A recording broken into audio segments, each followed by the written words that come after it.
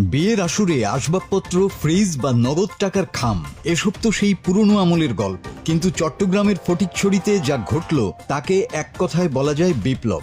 চলুন শোনা যাক সেই দুর্ধর্ষ কাহিনীর এক জমজমাট বয়ান। বিয়ে মানেই তো বাহারি সব উপহারের ভিড়। কেউ দেয় ডিনার সেট, কেউ দেয় সোনার গয়না।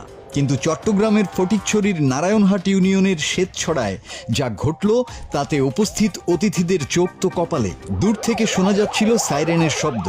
সবাই ভাবলেন এলাকায় কি কোনো ভিভিআইপি আসলো নাকি পুলিশ।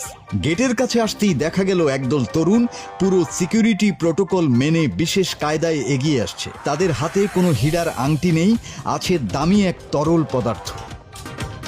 না, এটি কোনো সাধারণ তরল নয়, এটি বর্তমান সময়ের এক সোনার হরিণ, মোটরসাইকেলের তেল। বরের বন্ধুমহল পকেটে টাকার বান্ডিল নয়, বরং গ্যালন ভর্তি অক্টেন নিয়ে হাজির হয়েছেন। আর তাদের উপস্থাপনা ছিল দেখার মতো, ঠিক যেন কোনো রাষ্ট্রীয় সম্পদ কড়া নিরাপত্তায় আনা হচ্ছে। সাইরেন বাজিয়ে রীতিমতো নাটকীয় ঢঙে যখন এই তেলের গ্যালন স্টেজে উঠল, তখন বিয়ের প্যান্ডেলে হাসির রোল পড়ে গেল।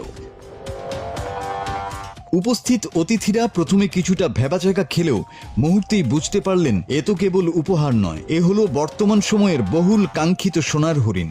এসব দেখে বর নিজেই থ।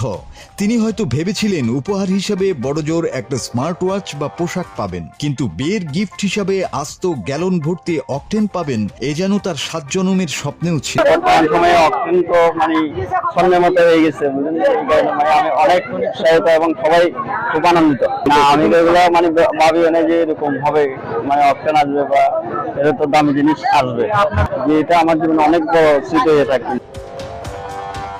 বন্ধুদের যুক্তিটাও কিন্তু বেশ প্রখর। তাদের মতে বাজারে যে হারে দ্রব্যমূল্য বাড়ছে আর জ্বালানি তেল সংগ্রহ করা যে পরিমাণ কঠিন হয়ে দাঁড়িয়ে